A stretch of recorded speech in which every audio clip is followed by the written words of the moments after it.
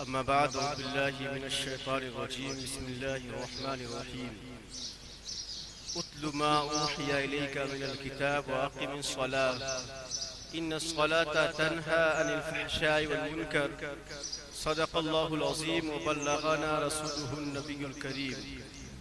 آئیے سب سے پہلے ہم رب کر مختار کائنات، معلم کائنات، باعث تخلیق کائنات، سید عالم لگر مجسم، مقصد عالم، مقصود عالم، جان عالم صلی اللہ تعالی علیہ وسلم کی بارگاہ میں محبت کے ساتھ درود پاک کا نذرانہ پیش کریں۔ پڑھیں اللہم صلی علی سیدنا و مولانا محمد وعلی آل سیدنا محمد وبارک وسلم۔ صلاۃ و سلام علیک یا رسول اللہ، یا نبی اللہ، یا حبیب اللہ صلی اللہ تعالی علیہ وسلم۔ محبت کے ساتھ ایک مرتبہ اور پڑھیں اللہم صلی علی سیدنا و مولانا محمد وعلی آل سیدنا محمد وبارک وسلم۔ صلاۃ و سلام علیک یا رسول اللہ صلی اللہ تعالی علیہ وسلم۔ خدائے تبارک و تعالی کا ہم شکر ادا کرتے ہیں کہ اس نے ہم کو انسان بنایا اور اپنے محبوب نبی رحمت، شفیع امت، غم گسار امت صلی اللہ تعالی علیہ وسلم کا امتی بنایا کہ اس امت میں پیدا ہونے کی خواہش بہت سے انبیاء کرام کے دلوں میں تھی۔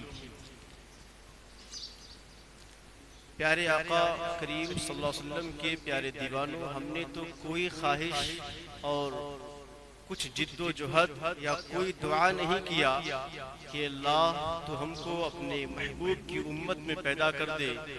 یہ رب کا شکر ہے، اس کا احسان ہے، اس نے اپنے جانب سے انعام فرمایا اور ہم کو امت مصطفیٰ میں پیدا فرما دیا۔ اسی لیے محبت کے ساتھ ایک مرتبہ اور پیارے آقا کی بارگاہ میں درود پاک پیش کریں۔ پڑھیں اللہم صلی علی سیدنا و مولانا محمد وعلی آل سیدنا محمد وبارک وسلم۔ صلاۃ و سلام علیک یا رسول اللہ صلی اللہ تعالی علیہ وسلم۔ ہم پر اور آپ پر سب پر یہ عیاں ہے کہ خدائے وحدہ لا شریک اور اس کے حبیب علیہ الصلاۃ والسلام پر ایمان لانے اور اہل سنت والجماعت کے مسلک کے مطابق اپنے عقائد کو درست کر لینے کے بعد انسان کے لیے سب سے عظیم اور محترم بشان عبادت نماز ہے۔ نماز تمام عبادتوں میں افضل عبادت ہے۔ یہ ایسی عبادت ہے جس کے بابت نبی اکرم صلی اللہ تعالی علیہ وسلم فرماتے ہیں الصلاۃ عماد الدین، نماز دین کا ستون ہے۔ فمن اقامہا فقد اقام الدین، جس نے نماز قائم رکھا، فمن اقامہا فقد اقام الدین، جس نے نماز کو قائم رکھا اس نے دین کو قائم رکھا۔ ومن ترکہا، اور جس نے نماز کو چھوڑ دیا فقد ہدم الدین، اس نے دین کو ڈھا دیا۔ اللہ اکبر۔ میرے آقا نے اپنے غلاموں کو تنبیہ کرتے ہوئے فرمایا تھا، غلاموں جانتے ہو ہر چیز کی ایک علامت ہوتی ہے، ہر شے کی ایک نشانی ہوتی ہے، ایمان کی علامت کیا ہے پتہ ہے؟ تو غلاموں نے عرض کیا آقا آپ ہی فرما دیجئے۔ تو مصطفیٰ نے فرمایا تھا لِكُلِّ شَيْءٍ عَلَمٌ، ہر چیز کی ایک پہچان ہوتی ہے، ہر چیز کی ایک علامت ہوتی ہے، لیکن ایمان کی علامت لِكُلِّ شَيْءٍ عَلَمٌ وَعَلَمُ الْإِيمَانِ الصَّلَاةُ، ایمان کی نشانی، ایمان کی پہچان نماز ہے۔ نماز کتنی اہمیت کی حامل ہے تو آپ یوں اندازہ کریں کہ جتنے انبیاء کرام ہوئے ہیں وہ اپنی دعاؤں میں یوں دعا کیا کرتے تھے، اے اللہ تو ہمیں نماز کا قائم کرنے والا بنا۔ آپ کو یاد ہوگا حضرت ابراہیم خلیل الرحمن علیہ السلام نے جب اپنے رب کی بارگاہ میں دعا کے لیے اپنے دستہائے اقدس کو دراز کیا تو عرض کیا رب اجعلنی مقیم الصلاۃ ومن ذریتی ربنا وتقبل دعا، رب اجعلنی، اے میرے رب تم مجھ کو اور میری کچھ اولاد کو نماز قائم کرنے والا رکھ۔ سوال اگر یہ ہوئے، آپ سوال کریں کہ حضرت ابراہیم خلیل الرحمن علیہ السلام نے اپنی کچھ اولاد کے بابت نماز کا سوال کیوں کیا؟ مفسرین اس کا یہ جواب دیتے ہیں اس لیے کہ آپ کو وحی الہی کے ذریعے سے یہ معلوم تھا میری اولاد میں مومن بھی ہوں گے کافر بھی ہوں گے، تو آپ نے مومنین کے لیے دعا کی، اے اللہ جو میری اولاد میں مومن ہوں گے انہیں نماز قائم کرنے والا بنانا۔ اور دیکھیں حضرت موسیٰ کلیم اللہ علیہ السلام پر جب پہلی وحی نازل ہوتی ہے، نماز کی عظمت کا اندازہ کرے نا، حضرت موسیٰ کلیم اللہ پر پہلی وحی کا نزول ہوتا ہے تو اس میں بھی اعمال میں جس عمل کا تذکرہ کیا گیا ہے وہ نماز ہے، جس کو قرآن نے یوں بیان کیا ہے وَأَنَا اخْتَرْتُكَ فَاسْتَمِعْ لِمَا يُوحَىٰ، اے موسیٰ ہم نے تم کو پسند کر لیا ہے، میں نے تم کو چن لیا ہے، فَاسْتَمِعْ لِمَا يُوحَىٰ، تم میری باتوں کو غور سے سن، کان لگا کر سن اننی انا اللہ لا الہ الا انا فاعبدنی، اے موسیٰ یقیناً میں ہی ہوں اللہ کہ میرے سوا کوئی خدا نہیں ہے، کوئی معبود نہیں ہے، فاعبدنی تو تو میری عبادت کر، وَأَقِمِ الصَّلَاةَ لِذِكْرِي اور میری یاد کے لیے نماز قائم رکھ۔ اور نماز کی عظمت کا اندازہ کریں، حضرت عیسیٰ روح اللہ علیہ السلام جب چھوٹے سے تھے اپنے ماں کے آغوش میں آپ آنکھ کھولتے ہیں، کلام فرماتے ہیں، بات کرتے ہیں، تو اعمال میں جس عمل کے بابت آپ نے گفتگو کی تھی وہ ہے نماز۔ آپ ان کے گفتگو کو یاد کریں، رب فرماتا ہے حضرت عیسیٰ نے یوں گفتگو کی تھی، قال انی عبداللہ آتانی الکتاب وجعلنی نبیا، بچے نے کہا تھا یعنی عیسیٰ روح اللہ نے کہا تھا، اے لوگو انی عبداللہ میں اللہ کا بندہ ہوں، آتانی الکتاب اس نے مجھے کتاب عطا فرمائی ہے اور مجھ کو غیب بتانے والا یعنی نبی بنایا ہے، وجعلنی مبارکا اور مجھ کو مبارک کیا ہے۔ پھر فرماتے ہیں رب نے مجھ کو حکم کیا دیا ہے، وَأَوْصَانِي بِالصَّلَاةِ وَالزَّكَاةِ مَا دُمْتُ حَيًّا، اور رب نے تاکید فرمائی ہے کہ میں نماز قائم رکھوں اور زکوٰۃ دوں ما دمت حیا، جب تک کہ زندہ رہوں۔ اور نماز کی عظمت کا اندازہ کرے نا، حضرت لقمان علیہ السلام اللہ کے محبوب بندے ہیں، اللہ کے نبی ہیں، اپنے بیٹے کو آپ وصیت فرما رہے تھے تو پہلی وصیت آپ کی یہ تھی، اے میرے بیٹے نماز کو قائم رکھنا۔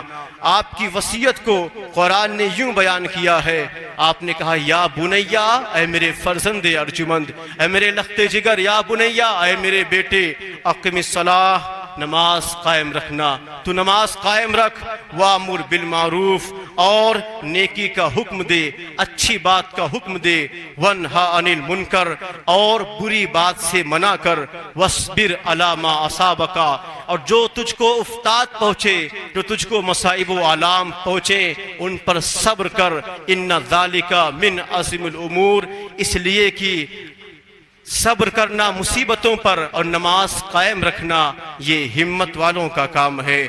اور حضور تاجدار مدینہ راحت قلب و سینہ صلی اللہ تعالی علیہ وسلم کی بارگاہ میں جب ایک صحابی نے آ کر عرض کیا تھا آقا مجھ سے گناہ سرزد ہو گیا ہے، آقا کرم فرمائے کیا کروں میں آپ کی بارگاہ میں حاضر ہوں، یہ غلام حاضر ہے، جو بھی آپ سزا فرمائیں گے میں لینے کے لیے حاضر ہوں، میں قبول کرنے کے لیے حاضر ہوں۔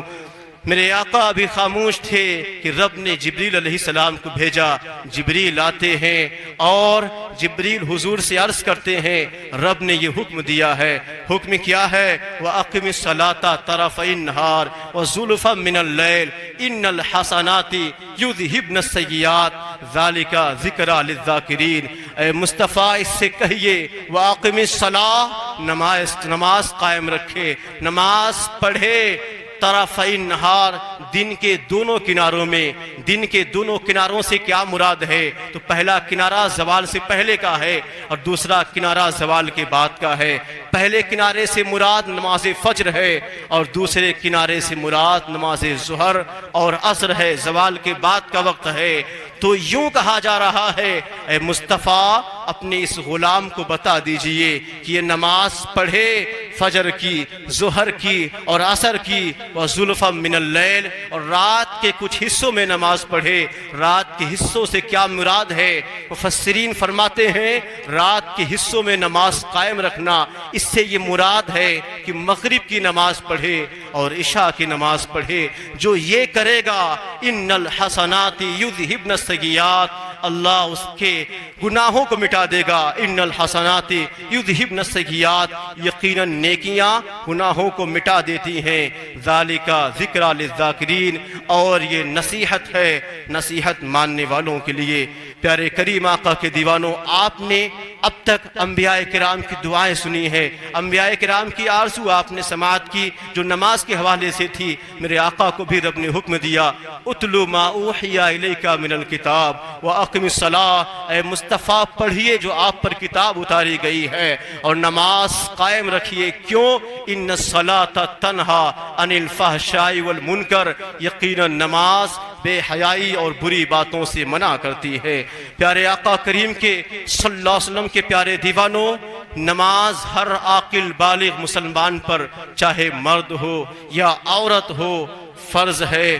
کوئی جان بوجھ کر ایک وقت کی بھی نماز چھوڑے تو وہ فاسق ہے۔ نماز کی عظمت کا اندازہ لگائیں۔ میرے آقا فرماتے ہیں حدیث پاک میں ہے اول ما یحاسب بہ العبد یوم القیامت الصلاۃ، بندے سے میدان محشر میں قیامت کے دن سب سے پہلا سوال نماز کے حوالے سے ہوگا۔ آقا فرماتے ہیں فَإِن صَلُحَتْ صَلُحَ سَائِرُ عَمَلِهِ، جس کی نماز درست ہوئی، جس کی نماز ٹھیک ہوئی، صَلُحَ سَائِرُ عَمَلِهِ، اس کے سارے اعمال اچھے ہو جائیں گے۔ وَإِن فَسَدَتْ فَسَدَ سَائِرُ عَمَلِهِ، اور جس کی نماز میں کمی رہی اس کے سارے اعمال برباد کر دیے جائیں گے۔ وفی روایت، اور ایک روایت میں یوں آقا نے فرمایا فَإِن صَلُحَتْ، اگر اس کی نماز درست ہوئی، فقد افلح، تو وہ کامیاب ہو جائے گا۔ وَإِن فَسَدَتْ، اگر اس کی نماز میں کمی رہی تو آقا فرماتے ہیں خواب و خسرا، وہ ناکام و نامراد رہ جائے گا، محروم ہو جائے گا۔ اس لیے پیارے آقا کے پیارے دیوانوں، نماز کی پابندی کریں۔ اور سنیں میرے آقا نے فرمایا تھا من حافظ علیہا کانت لہو نوراً و برہاناً و نجاتاً یوم القیامت۔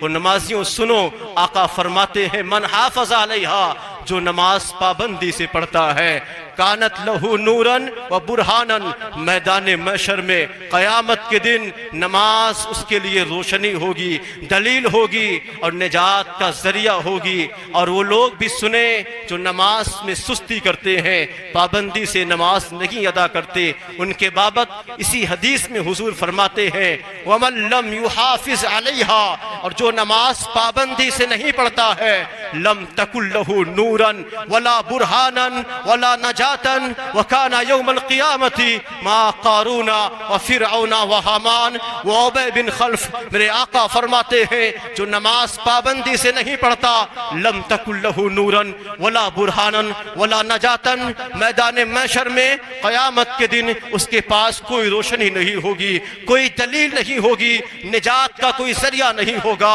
اور سنو آج دنیا میں خواہش ہے نا کہ میدان محشر میں قیامت کے دن مصطفیٰ کا قرب حاصل ہو جائے، مصطفیٰ کی معیت حاصل ہو جائے، اولیاء کرام کا قرب حاصل ہو جائے۔ کاش ایسا ہو جائے میدان محشر میں سرکار شاہ میرا کے ساتھ ساتھ ہم بھی اٹھائے جائیں، آپ کے قرب میں ہم بھی رہیں۔ ہماری خواہشیں ہیں نا غوث العظم کے قرب میں، آپ کی معیت میں، آپ کی سرپرستی میں میدان محشر میں ہم بھی اٹھائے جائیں۔ لیکن سنو اگر نماز پابندی سے نہیں پڑھتے نا تو میرے آقا نے فرمایا ہے نماز کی پابندی نہیں ہے تو غوث پاک کے قرب میں نہیں اٹھائے جاؤ گے، سرکار شاہ میرا کے قرب میں نہیں اٹھائے جاؤ گے، اولیاء صدیقین شہداء کے قرب میں نہیں اٹھائے جاؤ گے۔ کس کے قرب میں اٹھائے جاؤ گے؟ تو آقا فرماتے ہیں وَكَانَ يَوْمَ الْقِيَامَةِ مَعَ قَارُونَ وَفِرْعَوْنَ وَحَامَانَ وَأُبَيَّ بن خلف۔ جو نماز کی پابندی نہیں کرتا ہے وہ میدان محشر میں فرعون کے ساتھ ہوگا،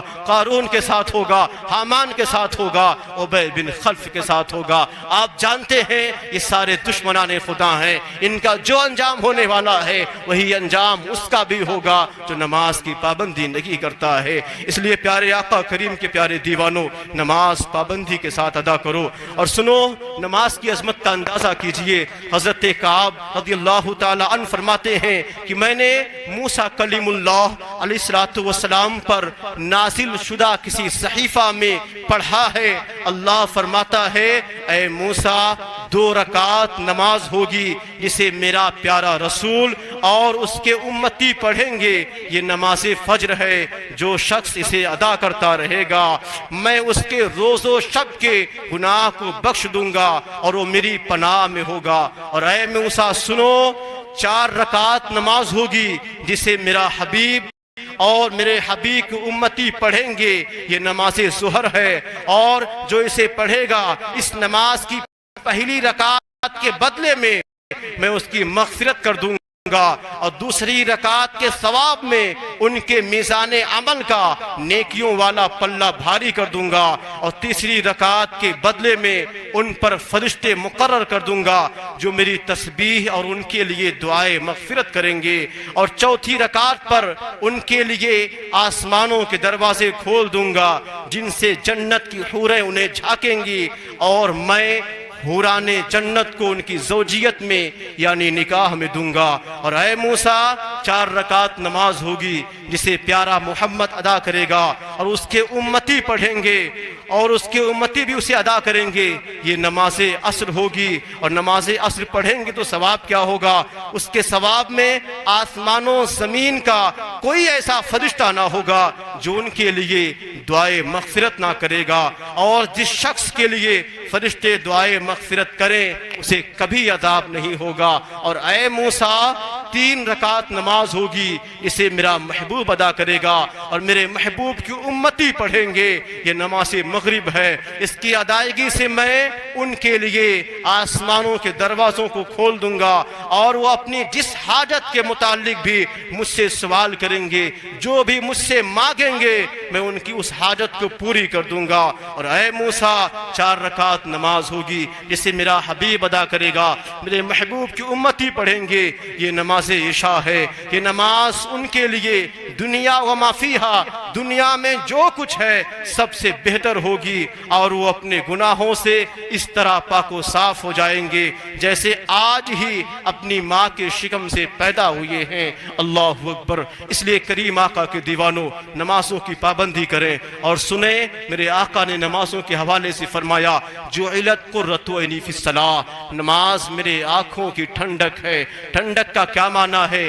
آپ علماء کی بارگاہ میں حاضری دیجئے، عرض کیجئے یہ ٹھنڈک کا کیا معنی ہے، تو علماء کرام آپ کو جواب دیں گے ٹھنڈک کا معنی یہ ہے جب کوئی مصطفیٰ کا غلام، جب کوئی مسلمان، جب کوئی مصطفیٰ کا دیوانہ نماز پڑھتا ہے تو مصطفیٰ کو خوشی ہوتی ہے۔ دیوانوں کا عمل یہی ہونا چاہیے، مصطفیٰ کو خوش کریں۔ یقیناً اگر ہم اپنے آقا کو خوش کرنا شروع کر دیں گے نمازوں کی پابندی کے ذریعے سے، اور جب ہم خوش کر رہے تھے ہمارا عالم کیا تھا؟ سنیں ان کے جو ہم غلام تھے، خلق کے پیشوا رہے، ان سے فرے جہاں فرائی کمی وقار میں، آج بھی آپ شوکت چاہتے ہیں، شطوت چاہتے ہیں، عروج چاہتے ہیں، بلندی چاہتے ہیں۔ پیارے آقا کے نقش قدم پر عمل کرنا ہوگا، آپ کو فالو کرنا ہوگا، آپ ان کو فالو کریں گے۔ جو آج حالات ہیں یہ نہیں ہوں گے۔ آج کے حالات کے حوالے سے شفیق جاندھری نے کہا تھا طریق مصطفیٰ کو چھوڑنا ہے وجہ بربادی، اسی سے قوم دنیا میں ہوئی بے اقتدار اپنی، اب شوکت چاہیے تو کرنا کیا ہے؟ مصطفیٰ کو خوش کرنا ہے، ہمیں کرنا ہے شہنشاہ بطحا کی رضا جوئی، وہ اپنے ہو گئے تو رحمت پروردگار اپنی